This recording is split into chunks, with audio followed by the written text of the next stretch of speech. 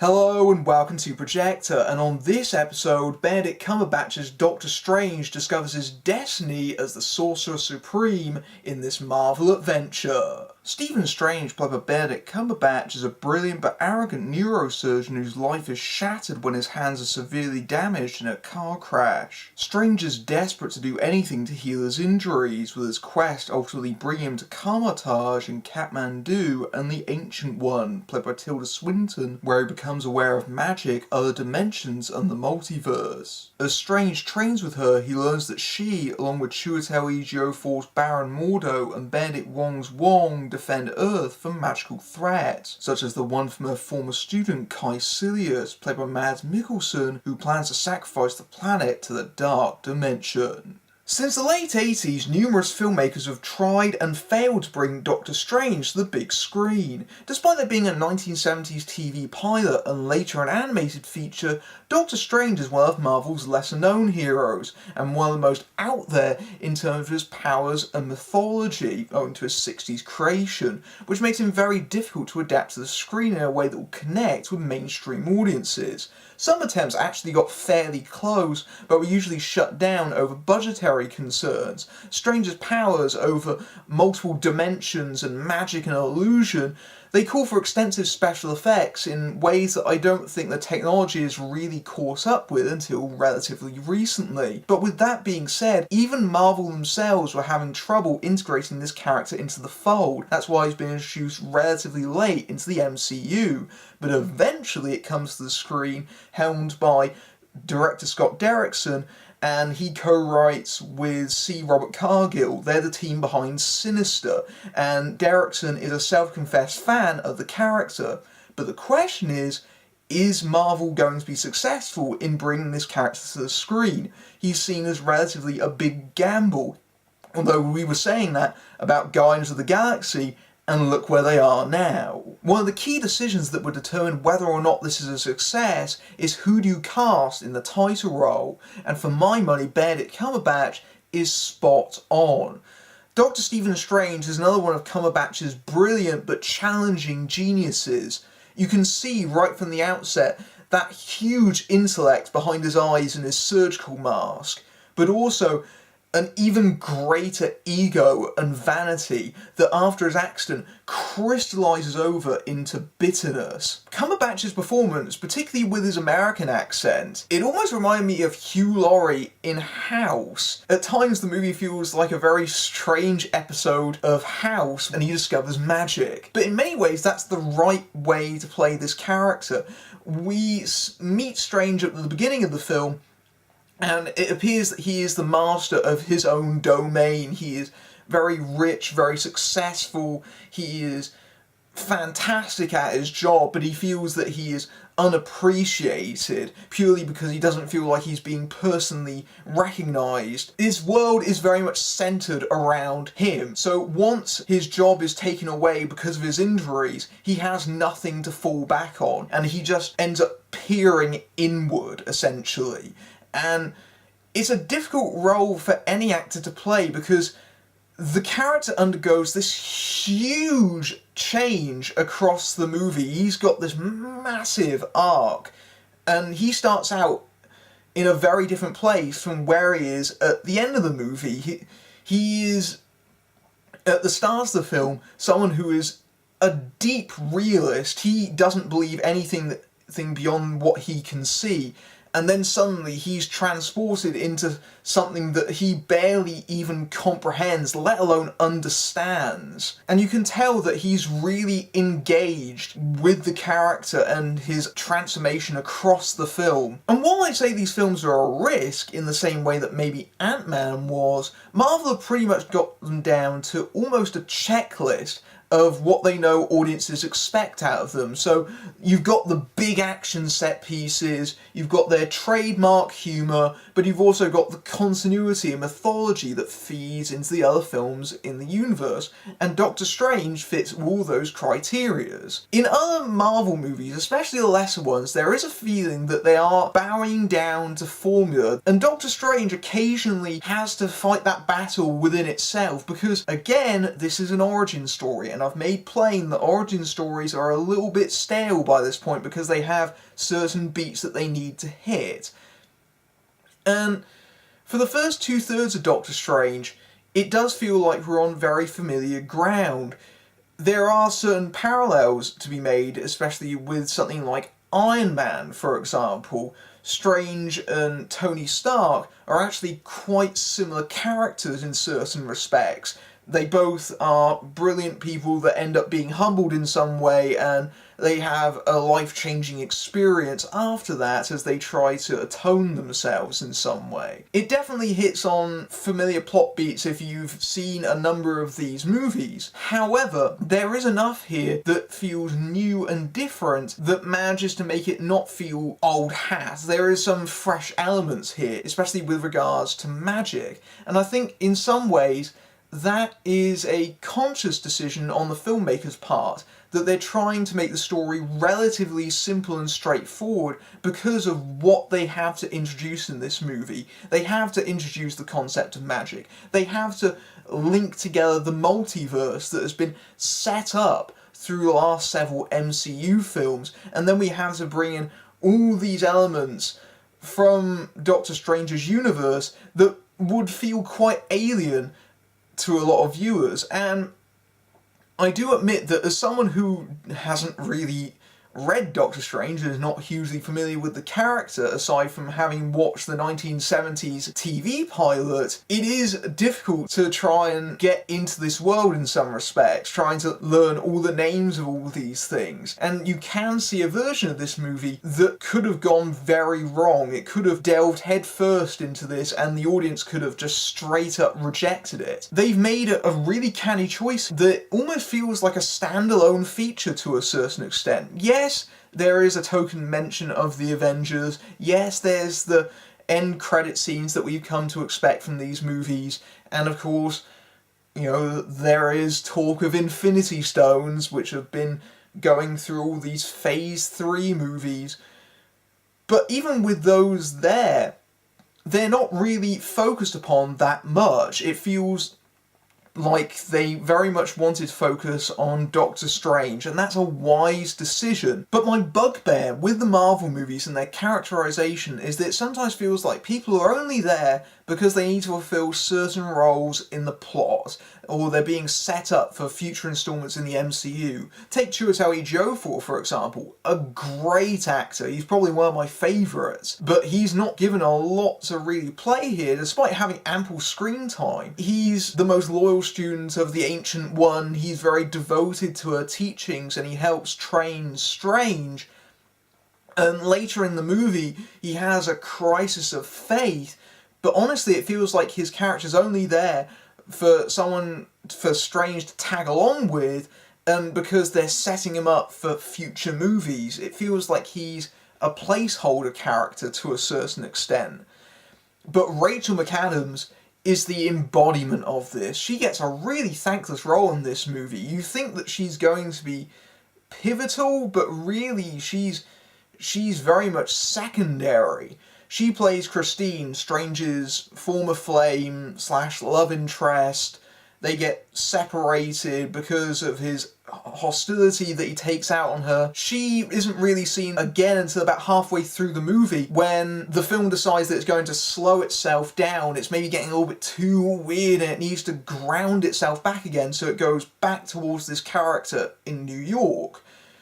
But honestly, it feels like the only reason that she's there is because the movie has to corner whenever characters need emergency medical attention. Oh, someone's being rushed into the ER. You're a doctor, sort it out. That's all her character really does in the movie after a certain point. But where this is usually most keenly felt is in the villains. Aside from Loki and Ultron, there's been very few distinctive antagonists in the MCU. Often it's just a generic big bad causing evil that needs to be vanquished before the end credits. And there's been a lot of great actors that have been squandered in these kinds of roles.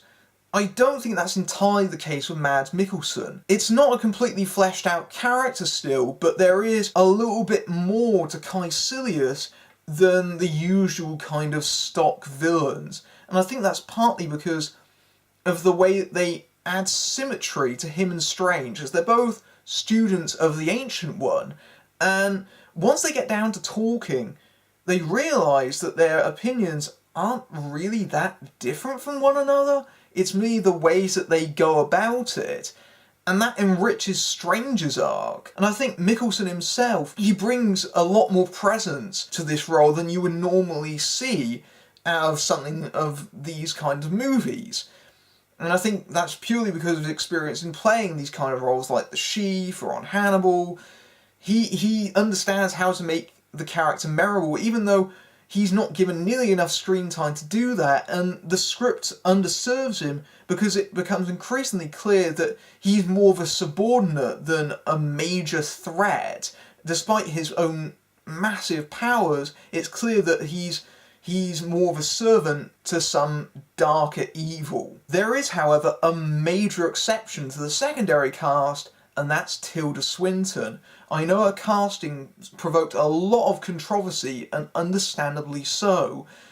The Ancient One carries a lot of baggage as a character. He's normally portrayed as this elderly Chinese man, and he hails from Tibet, which you can't have in the movie because it's a political hot potato and they want this to be screened in China. And there's the question over whether the fact that they cast a woman in this major role negates some of the other concerns about it, like the whitewashing. These are all important issues, and I agree with all of them, but at the same time, Swinton's performance is so fantastic in this movie that I was managed to dispel those from my mind and just enjoy it. And she is brilliant. She manages to imbue this character with the right amount of wonder. She handles this challenging part and imbues it with grace, poise, but also a steeliness to it. And there's a real kind of elegance to how she plays the character and how she manages to put across that this is someone who has this huge knowledge spanning across lifetimes, having to deal with this huge amount of responsibility, but has managed to centre herself in a very zen kind of way, in that she doesn't have to raise her voice in order to put across how commanding she can be and how powerful she really is. But at the same time, there is a real patience to that character that represents someone who is a great teacher. Swinton manages to nail all these things with the character and makes it virtually look effortless. You can see this right from the scene where Strange encounters her the first time, and it feels like she's humouring him. She's watching him rant, and she just takes it with a wry smile on her face, knowing what's coming next. Swinton's turn is full of that kind of gentle nuance, and it's a great boon for the film because it helps sell you on the fantastical. But what really makes this movie stand out from the pack are its visuals. This movie is a delight for the eyes. This has some of those awe-inspiring sights that I have seen on film in quite some time. I saw this movie in its 3D presentation, not the IMAX one, its regular 3D presentation, and that is definitely the way to see it. The action sequences, they've definitely taken inspiration from Jack Kirby's artwork from the Doctor Strange books, and they've tried to put it on screen in the most faithful way possible. The opening pre-title sequence, where the Ancient One folds over buildings in London, it works almost like a machine, like cogs and mechanism, and they're fighting amongst it.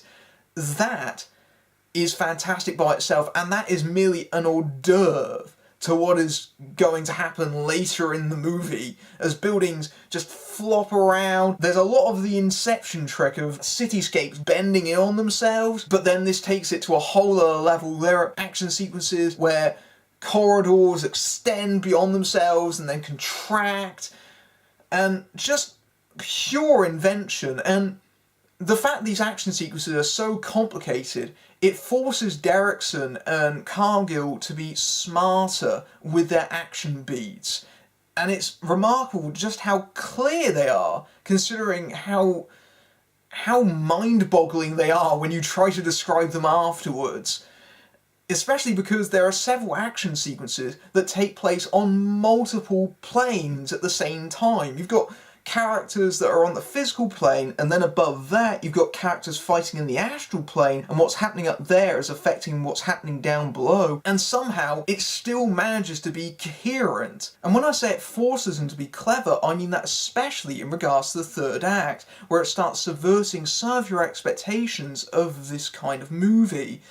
And I especially liked one particular element where it feels like it's a very direct response to the common criticism of this kind of superhero movie, that there's far too much property damage and destruction, and it feels like that is Marvel taking those criticisms very much to heart, as they have done across the last several movies.